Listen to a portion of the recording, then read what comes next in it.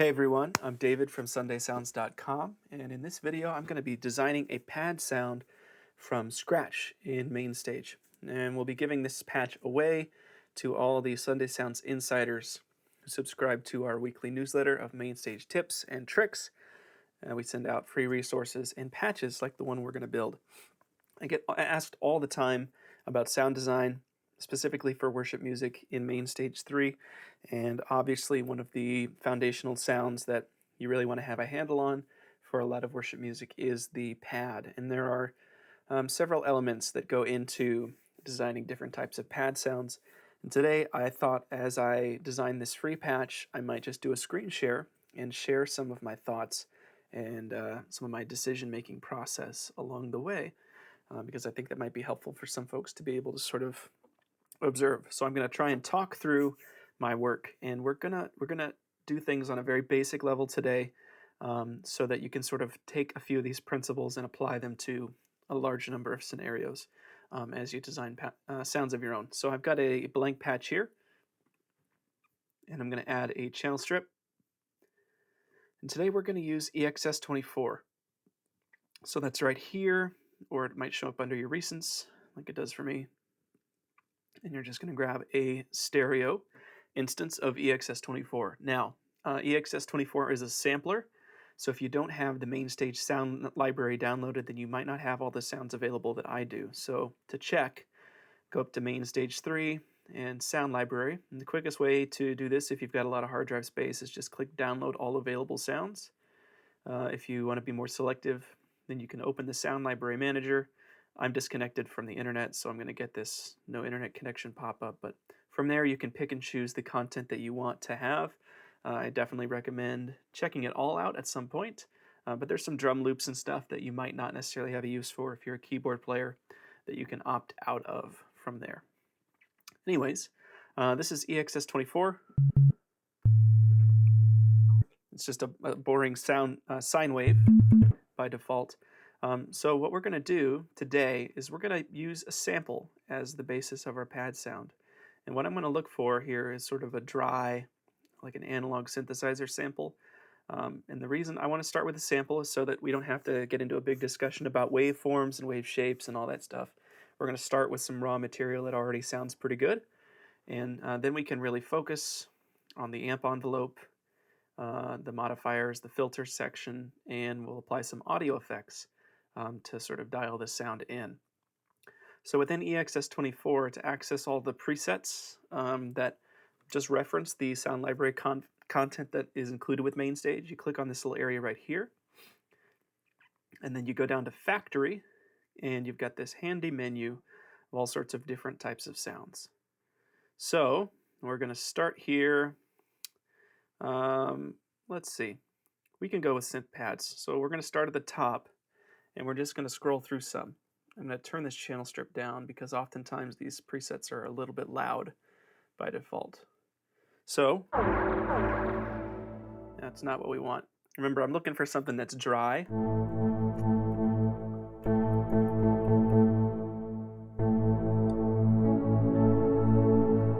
Yeah, it's okay. There we go. I think that might do it. Okay, we're not going to overcomplicate things. We're going to stay right here. And so as I was testing these out, I adjusted the attack time in the amp envelope and the release time because I want to hear how much attack it has. Right there. So this has sort of an analog sort of sound to it. Obviously, the sample was from a polysynth. You can't really tell too much information about it from the name, Basic Pad. But it's got a nice sort of thick characteristic to it. And there's a decent amount of mid-range, which in pads often contributes to that feeling of sort of warmth. Because when you take out all the high end, which we'll talk about in a minute, then you still need something to sort of be giving it some body, some presence. Okay, so the first thing I'm going to do here, now that I've loaded up this preset, you'll notice as you scroll through different presets here that the mod matrix changes and the envelopes and LFOs might change as well. So EXS24 presets here include settings here within EXS24 plugin. It's not just a sample. So these things will change as you scroll through. So first thing I'm going to do is just get rid of all of these because they're not really useful. There we go. Not that they might not be useful, but I like to start from scratch. So I'm just going to select null for all of them, except for this one, sample select by velocity. That's not a bad mod matrix mapping to have. Okay, so now I'm going to bring the attack all the way up so it's as short as possible, and the release time. And then I'm going to click this off button here to bypass the filter section. So this is the closest we're going to get to hearing the raw sample.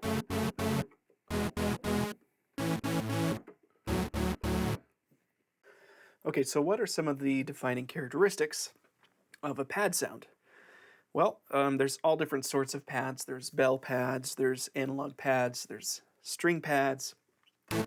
So there's not a lot of rules here. It's all sort of about how it feels. So one thing that you could do is increase the attack time so that it sort of fades in.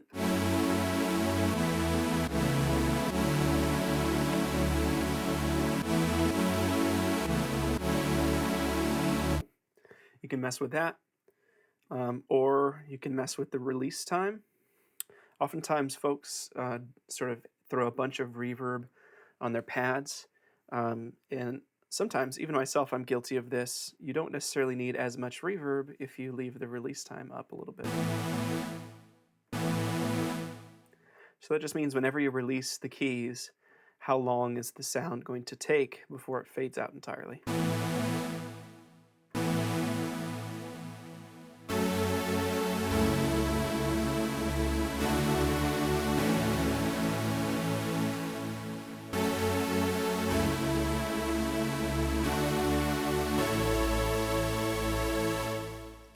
With pads, oftentimes reverb is really used, not just to add space, but to smooth out transitions between chords or when you stop playing.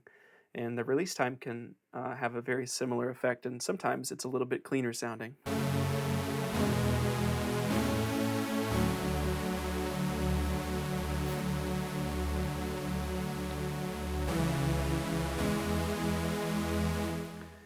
And then you can use it in combination with the attack to get more of a like a string fade in sort of sound.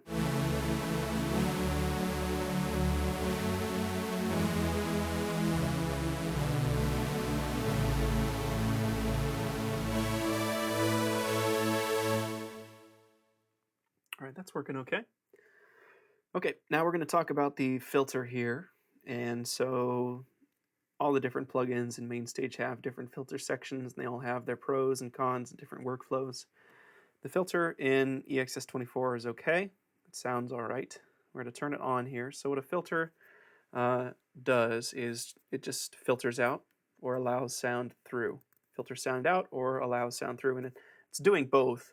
It's just which sounds are being, or which ranges of frequencies are being allowed to pass through and which are being filtered out. So you have three different types of filters in EXS24: a high-pass filter, a low-pass filter, and a bandpass filter. For pads, low-pass filter is pretty doggone ubiquitous with the sound that you're going for. So I'm going to turn the drive down, I'm going to turn the key knob down, the resonance all the way down, and with the cutoff filter about halfway, with a 12 decibel low-pass filter. So that means every octave on the key range, 12 decibels are being cut, so it's exponentially cut. And if you don't know what that means, that's okay. There's some great video content out there about sort of more the theory behind filters themselves and how they work, so you can look some of those up on YouTube.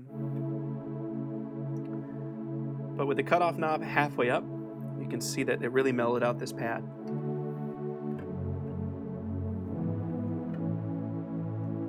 If we bring the cutoff up,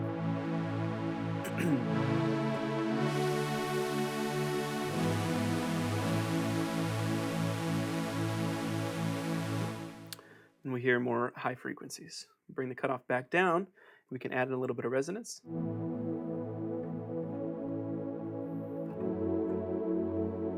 You notice as we sweep the cutoff knob here, you can hear that resonance sort of sweeping as well.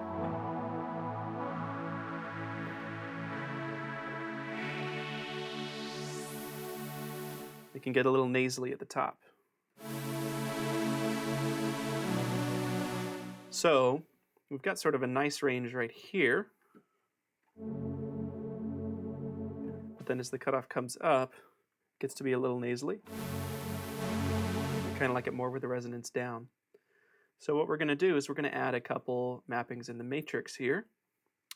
We're going to use the mod wheel to open up the filter cutoff and also to dial down the filter resonance so that when we get up to that top range, the resonance is down. First, we'll do the filter cutoff. So I'm going to click up here on the top, and you choose your destination. This is what you want to affect. So we're going to affect filter cutoff, and then you go to source, and we're going to choose control 1, which is the mod wheel CC. Now, the way that this works is a little bit confusing. So everything above this little dot is increasing, and everything below it is decreasing. But since we're already 50% of the way up on the cutoff, if we went here, then it would sweep all the way up pretty quickly in the sweep of the mod wheel. So you actually want to go about 50% so that you have a useful range of filter cutoff.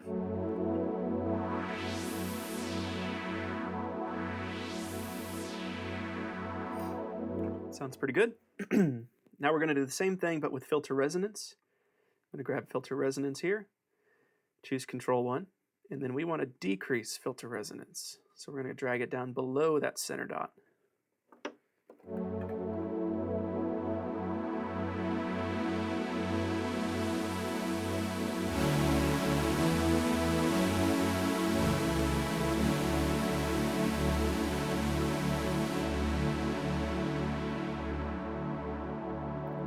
I really like that how that sounds. It's nice and balanced. You get some of that resonance, some of that warmth when the mod wheel is down.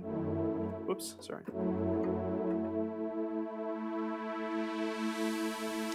But then by the top it mellows out a little bit, which is nice. So then one more mod matrix mapping we were going to do is when that filter opens up, the sound gets noticeably brighter. You notice the decibel level here. It does go up several decibels. And that is even more so because the sound is brighter and the human ear is more sensitive to bright sounds. So it's going to be perceived as an even bigger volume jump than it actually is. So to counteract this, I like to add another mapping to the mod wheel, targeting the, where is it? Targeting volume. There you go. And we're going to choose control 1. All right, so now we've got the volume selected as the destination and the source is the mod wheel. Now this is a little weird in EXS24 because you'd think that this would make things quieter.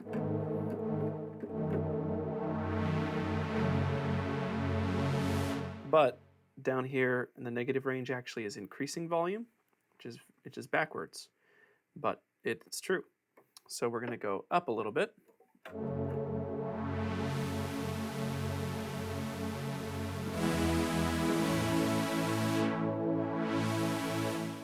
And we'll try about 30%. So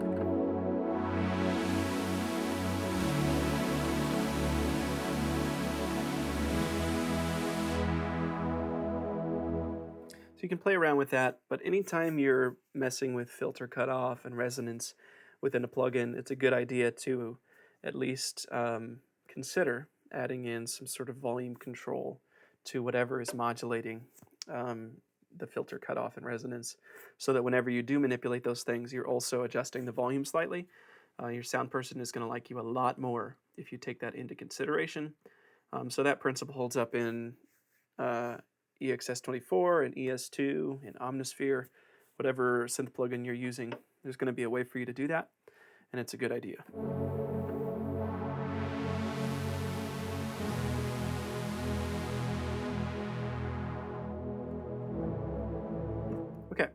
So now, if we wanted this cutoff to start even lower, we could just bring it down. This is going to be the starting point. And then this filter cutoff modulation is just going to be based off of that starting position. So we'd have to increase that range a little bit to get it to open up all the way still. I think that that's almost a little bit too much. It starts a little bit too low energy.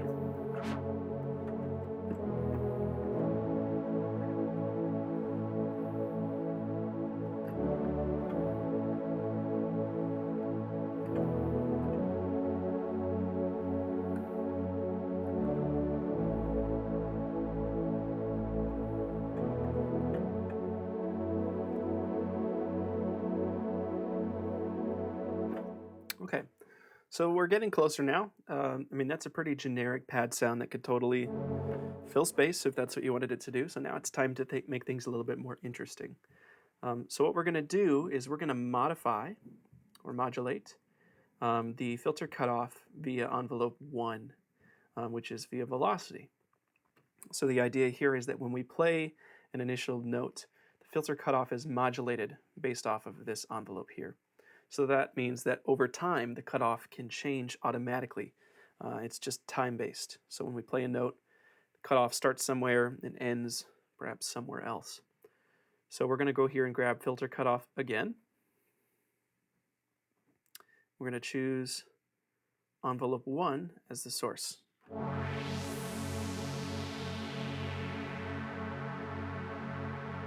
So right away we have some interesting qualities that take over. So even with the mod wheel down,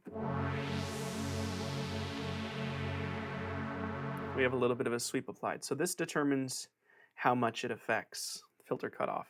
So this envelope, basically how this is working is over 800 milliseconds, the filter cutoff is being swept up 35%. And then over 2.5 seconds, it's sweeping back down to 38% of the original. And then when we release, it's taking 3,700 milliseconds, or about 4 seconds, for it to release. So we can make this totally different.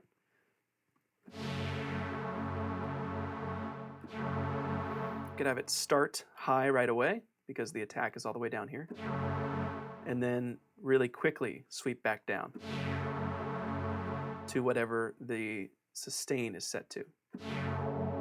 So the lower the sustain is, the lower the cutoff sustain point is going to be. See how that sweeps right back down? Or if we go up to 100%, then it's not going to sweep down at all.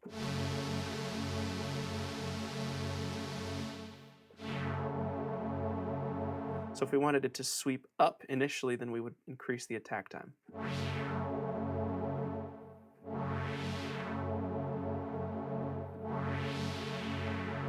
And if we wanted it to take longer to sweep back down, then we would increase the decay.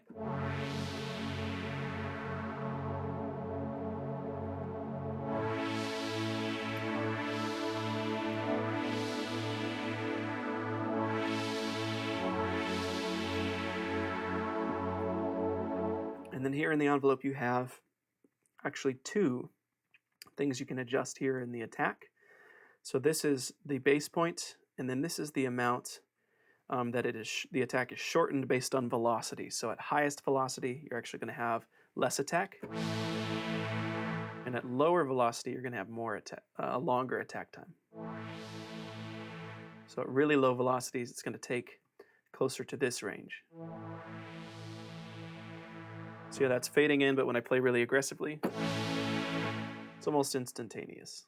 So that's a nice little thing that you can do to add a little bit of responsiveness to your sounds. Now, this is modulating the filter quite a bit and adding sort of a honky characteristic.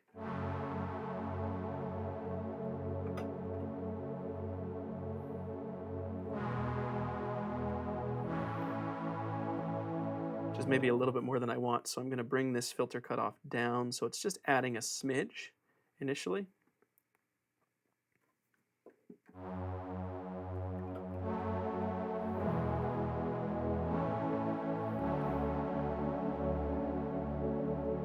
And it just gives it a little bit of motion over time. so that when I'm holding those notes out, they are actually changing a little bit. So if I bypass this, you can hear the difference. That's without, and then with it back in. Just has that initial little bit of motion that's really nice. It's just good to have a little bit of something sort of mixing it up.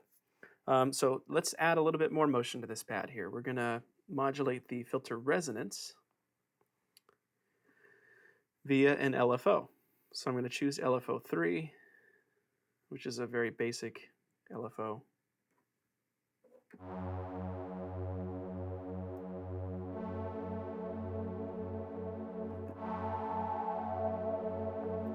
So what this is doing, an LFO is just moving between 2 points, up, down, more or less, at a certain rate. So on the right side of LFO 3 here, it's not synced to anything, it's just a free tempo that I can dial in. So this would be faster.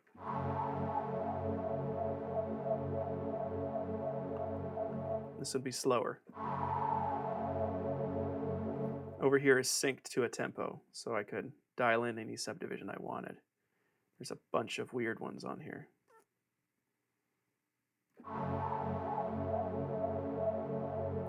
So this is actually synced quarter notes. It's sort of a wonky sound though. I prefer to use non-tempo synced for these more subtle modulations, so they don't sound too plastic. They don't sound too perfect. It's just adding a little bit of subtle motion.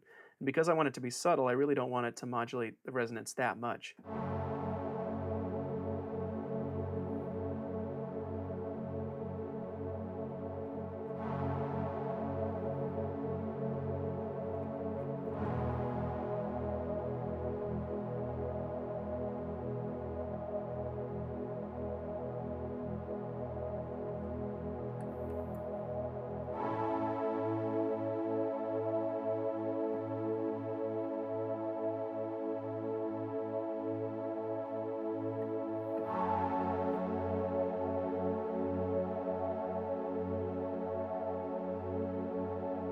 So here it is without.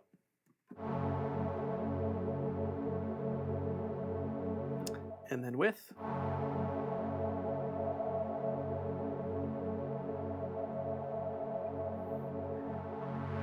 And then remember, we still have this, the original mod wheel mappings we made.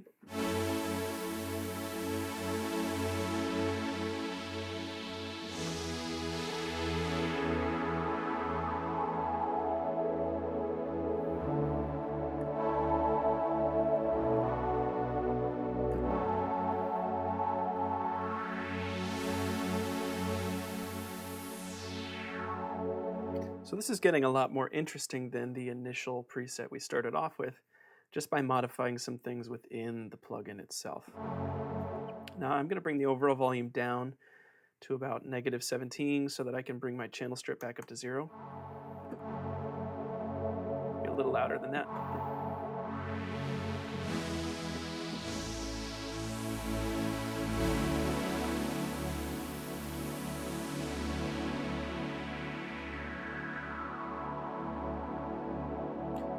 So depending on your purposes, you might want less resonance, you might want more, you might want things to not get quite so bright or a little bit more bright. You could adjust those things here, or you could add an EQ audio effect, channel EQ. This is my default preset, it won't be yours unless you've recreated it, but here you could sort of put a limit on the high end, or boost it up if you wanted more.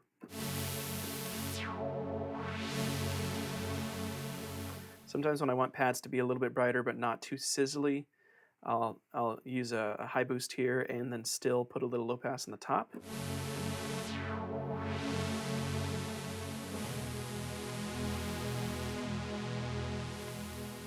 You see how that affects the sound.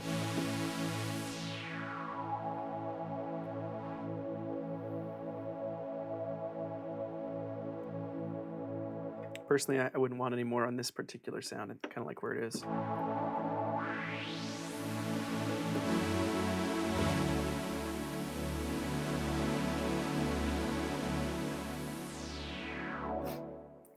Now I want to add something that's sort of going to balance things out and smooth out this pad a little bit. With that motion, we don't want things to get too boomy or inconsistent. So I'm going to go to Dynamics and choose a stereo compressor. I like to use the vintage VCA to level out pads.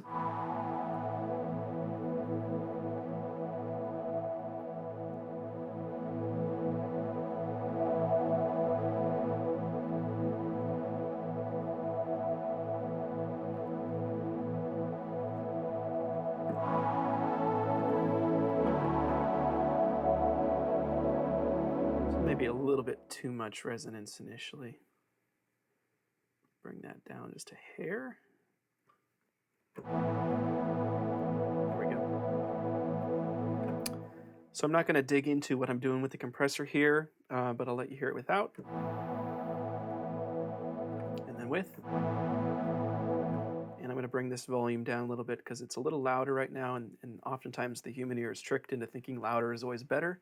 That's not always the case, so when I'm doing compression stuff, I like to try and balance the on and off volumes using the output gain here, so I don't trick myself. It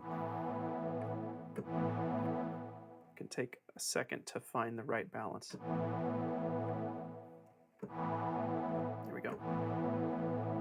So it's roughly the same volume, so you have to listen to the nuance there.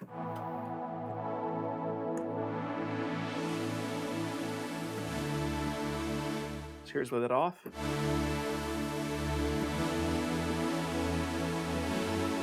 And then here's with it on.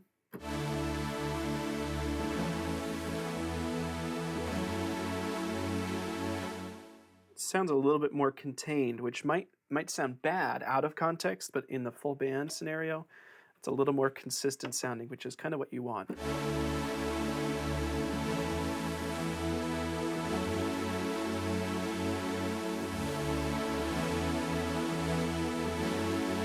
And it is a subtle difference.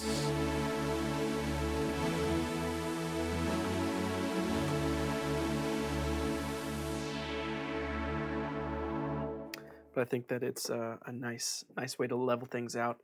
Again, it'll make your sound person happy. It'll help you to cut through the mix when you need to without being inconsistent. All right, so the last thing we'll talk about here is just a couple audio effects you could try. To sort of add extra interest to your sound. So a lot of these effects you could sort of, especially modulation here, I'm going to talk about chorus. You could recreate this in EXS24, but it's easy to use an audio effect to do it. So we're going to go to modulation and choose chorus.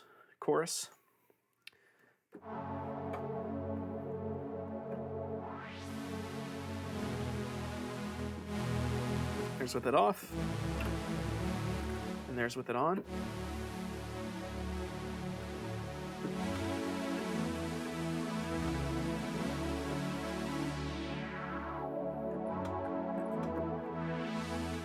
So with this chorus modulation, it definitely has more of a laid back and sort of a retro vibe.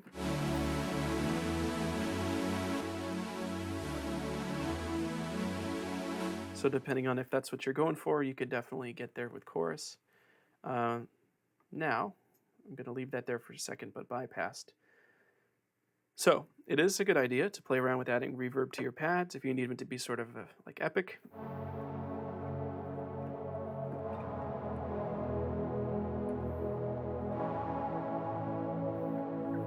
I like using Silververb for this. I always say don't use Space Designer because it's a CPU hog, and Silververb just does really well for pads. So this is my default preset. You can add some modulation to the tails.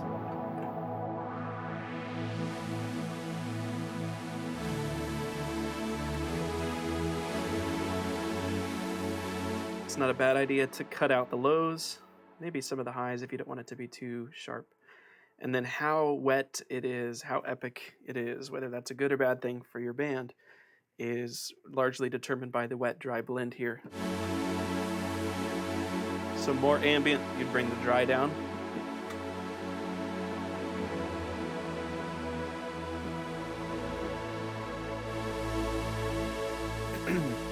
And the other way around, if you needed it to be more present.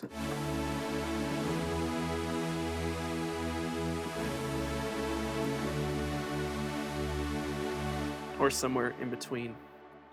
So now let's talk about adding some shimmery quality to it. You can definitely put together a shimmer bus and just run the sound through it, but you can also do this on the channel strip itself. So I'm going to replace this chorus effect.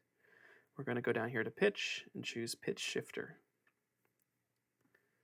Now, the factory default isn't really too useful for us. I like to go to manual mode here, set the delay as low as possible, so that's 2 milliseconds. And then just a little bit of mix. Now by default here it's 7 semitones up, which sounds really bad. That's not what we want. What we want is an octave.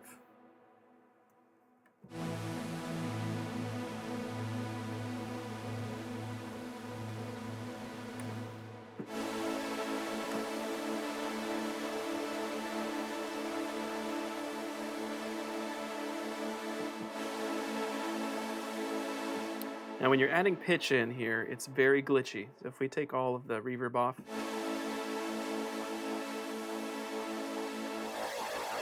here, that's what we're working with, right?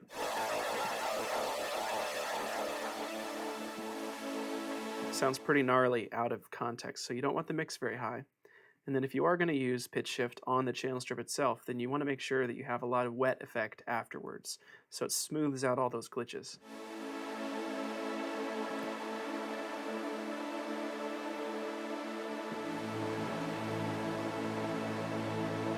Sometimes you might even add reverb before the pitch effect. So we're just going to use the preset here. And we're just smoothing everything out.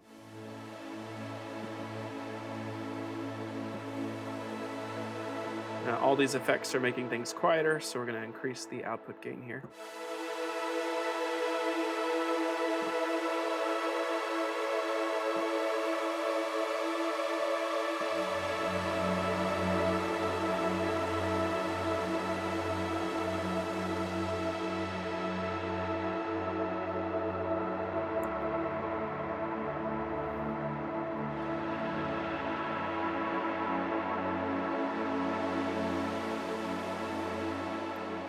So by really washing everything out in reverb, then those pitch imperfections sort of take on an airy quality that's actually really nice, which is kind of what we're going for.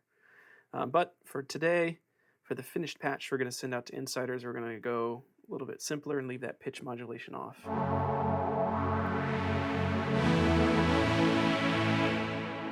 Bring this compressor back down to where we were.